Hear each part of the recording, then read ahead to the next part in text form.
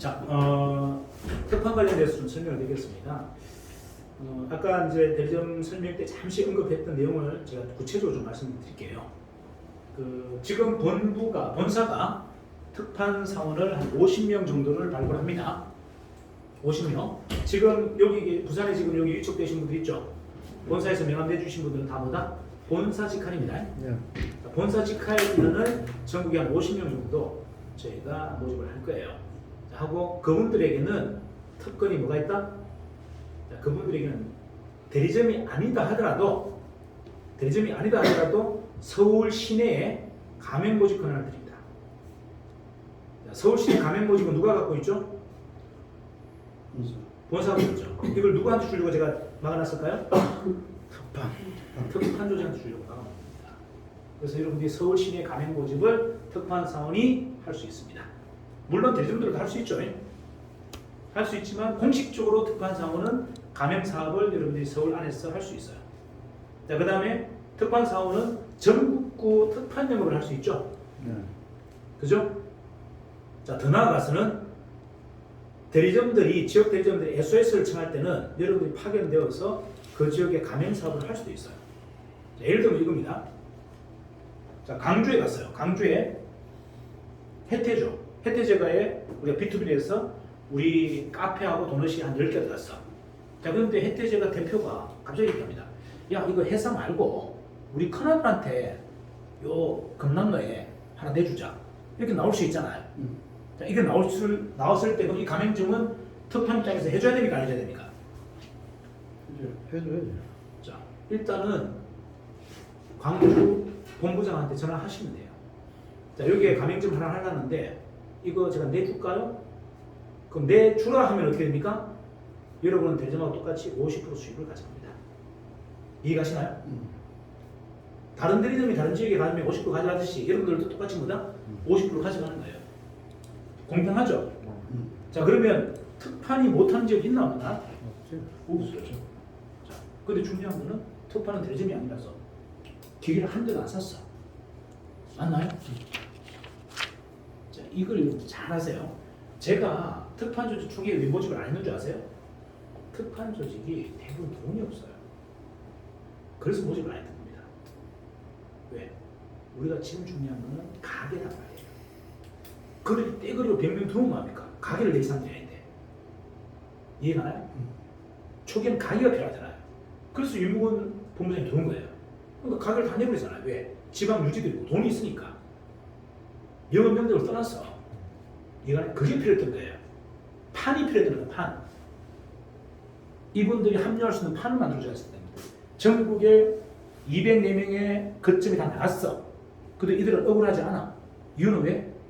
그들 시장과 자기 시장은 다르니까. 이해가나요? 그리고 조금 비한다면 자기들이 실력이 높다라는 약간 프라이드를 갖고 있어요. 그런데 이제 어떤 그거는 뭐 모르는 거고. 하지만 제가 갖고 있는 생각은 뭐냐면 대리점들 중에 열심히 잘하는 분도 계실 거고 실력이 안 돼서 약간 지지부진한 분도 계실 거고 아예 복지부도 그냥 지역들만 가지고 꼼짝도 안 하는 사람도 있을 겁니다. 맞나요? 이랬을 때 가장 큰 숙제는 뭐다? 본부장은 총판이야. 자, 대리점이 아무거나 가만히 있어도 어차피 그 지역을 살리기 위해서 그 지역 총판이나 본부는 들어가서 영업을 해야 돼. 근데 이게 쉽지가 않아. 이게 해보니까 영업이라는 것도 익숙해야 되지. 내가 해본 경험도 없는데 관리만 했던 사람이 영업이 되나요? 이럴 때 뭐 한다? 본사 소속 특판 사원을 SOS를 하든 아니 우리 본부 소속의 특판 사원을 SOS를 하든 그게 투입시키면 된다는 얘기예요. 이해가나요? 그들의 가장 근본적인 문제인 시장 확장성교를 줄 수 있다. 자, 그러면 이제 여러분들이 정리를 한번 해볼게요. 자, 본사의 특판 조직은 50명으로 제한할 거고 지방의 특판 조직은 제한하지는 않을 겁니다. 하지만 여러분들이 특판 사원들이 갖는 프라이드라는 게 있어요. 우리가 보험회사 같으면 보통 프로덴셜이 가장 프라이드를 갖고 있고, 그죠? 은행 같으면 국민은행 뭐 이렇게 돼 있잖아요, 그죠? 그리고 우리 조직은 달라. 뭐 기업하면 삼성 이런 거 있잖아요, 그죠? 자, 그런 것들의 프라이드가 굉장히 중요합니다. 그들 입장에서는. 그래서 아무나 여러분들이 모집하시면 안 돼요. 자, 본사가 갖고 있는 뭐다? 입사 기준을 그대로 따라주셔야 돼요. 자, 총판이 모집하든 본부가 모집하든 특판사를 모집할 때는 첫 번째 서류 전형부터 하셔야 돼요. 자, 서류 전형 안에 스펙상 특판 영업에 경험이 있는 사람을 뽑아야 됩니다. 자, 기업체 B2B나 기업체 영업, 단체 영업을 해본 사람을 뽑아야 돼. 이해가시죠? 자, 그리고 냉정하게 여러분들 면접권을 본사한테 넘기든지 아니면 타이트하게 총판이나 본부장까지 완벽하게 면접을 통해서 뽑으셔야 돼요. 안 그러면 본사가 뽑은 특판 사원과 여러분이 뽑은 특판 사원이 분명히 글라이드 차이가 나버려요. 무슨 말이냐면 약간 위축된다는 얘기예요. 일반 본부에서 총판에서 뽑은 이 특판 사원들이 위축이 되게 돼 있어요. 왜? 검증이 안 되는 사람이 계속 들어가버리면 아 이거 뭐 우리는 진골이 아니고 성골이 아니고 뭐다? 반골이구나 이렇게 생각할 수 있다는 얘기예요. 그것도 굉장히 중요합니다. 자신감.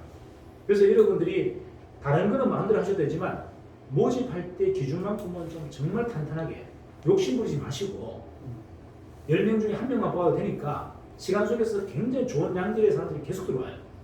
그렇기 때문에 여러분들이 굳이 욕심 내지 마시고 캔슬 하셔도 돼요. 10명을 다 캔슬 하셔도 됩니다. 무슨 말씀 이해가시죠? 제대로 된 분들을 뽑아낸다면 우리가 지금 갖고 있는 여러 가지 문제들이 해결됩니다. 자, 특판 조직 안에서 슈퍼바이저 쉽게 나옵니다. 특판 조직 안에서 나옵니다. 특판 조직들이 그쪽에 굉장히 강해요. 자, 그런 거 이게 어떤 개념 정리, 뭐죠? 개념 정리, 그 다음에 어떤 방향 정리 이런 것들을 되게 잘하기 때문에 그들이 실수를 잘 안 해요. 그리고 감정이 잘 휘둘리지 않기 때문에 그런데 훈련된 분들이라 슈퍼바이저를 하기에는 가장 적합할 거예요. 그래서 슈퍼바이저 조직이 특판 쪽에서 나올 수 있고요. 그 다음에 여러분들 숙제 중에 또 하나가 뭐죠? 창업할 때. 창업할 때. 뭐 인테리어, 뭐 이런 쪽. 이쪽에 또 나뉘어 또 그들이 굉장히 좋기 때문에 금방 만들어내거나 본인이 아마 연결을 해줄 겁니다. 그 다음에 가장 잘하는 것은 그들이 특판 영업을 하는 이유가 뭐죠? 개인 영업이 사이즈가 너무 작기 때문인 거예요. 큰 규모의 영업을 하는 이유가 뭐다?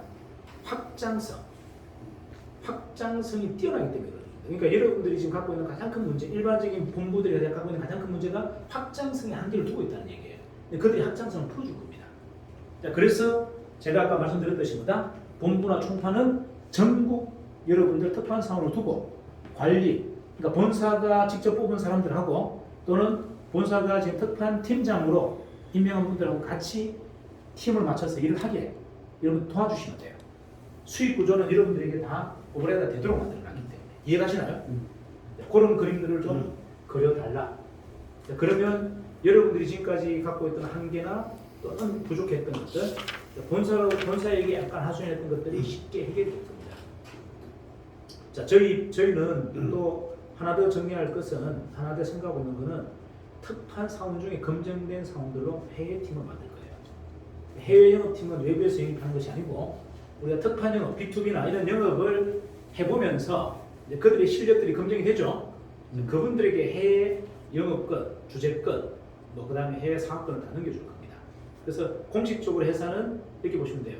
전국의 지역 대리점을 가지고 있는 본부 14개와 특판 조직을 운영하고 있는 전국의 5개 팀, 총괄 본부, 그리고 해외 사업 이렇게 해서 전체가 포지션이 완성이 됩니다. 그래서 여러분들에게 특판 영업도 중요하지만 지역권을 가져가라고 제가 계속 강조하는 이유는 특판 영업이 아무리 화려하고 규모가 크다 하더라도 겨울이 되면 사냥감이 없어요. 그럴 때는 뭐다? 여러분들의 고향 가족들이 그냥 사냥감이 없어도 먹고 살 수 있는 농지, 농토를 만들어줘야 된다. 이게 대점인 거예요. 대점 판권을 가지고 같이 해달라고 하는 이유는 이게 사냥만 가지고 생계가 안 되기 때문에 농지를 같이 확보해달라 이런 의미이기 때문에 해주시고, 그 다음에 이제 여러분들이 특판 사원으로 있는 거와 총판하고도 다르죠. 자, 아까 총판은 뭐 할 수 있다고 했죠? 특판 조직을 무한대로 짤 수 있어요. 특판 사원은 내하부 조직을 짤 수가 없어요. 이해갑니까? 그게 한계입니다. 단점. 그래서 여러분들이 만약에 내가 특판 조직을 한번 팀으로 만들고 싶다면 여러분 총판 자격을 유지하셔야 돼요. 자, 그래서 저희가 대리점 사업을 닫은 겁니다. 자, 대리점 사업을 닫은 이유가 뭐다? 여러분들이 마지막 그 플레이를 할 수 있도록 총판이나 이런 것들을 도전해서 마무리할 수 있도록 제가 일부러 열어놓은 거예요. 이해가시죠?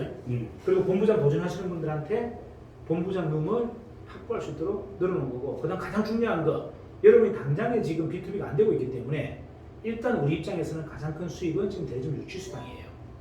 그걸 가지고 여러분들이 한 달에 한 개든 두 개든 해서 기본 고정 수입이 나올 수 있도록 제가 일부러 막아놓은 겁니다. 이게 막 너나 내나 대리점들이 다 해버린다면 여러분 시장이 제한되기 때문에 그걸 일부러 막아놓은 거예요. 그 목적을 여러분들 정확하게 좀 알고 해주셨으면 좋겠습니다. 이해가시죠? 자, 본사가 대리점을 전체적으로 스탑한 이유는 뭐다? 정말 일을 제대로 하는 사람이 대리점 요금을 통해서 수익 구조가 안정화됐으면 좋겠다. 그리고 적어도 어떻게요? 특판 조직이든 아니면 대리점 조직이든 정말 도전하려고 하는 사람이 총판 정도의 자격을 가지고 하나의 독립된 회사를 좀 만들었으면 좋겠다. 이런 개념의 전체적인 전략이 포함되어 있다는 걸 좀 인지해 주시면 좋겠습니다. 되시겠죠? 네, 해주세요.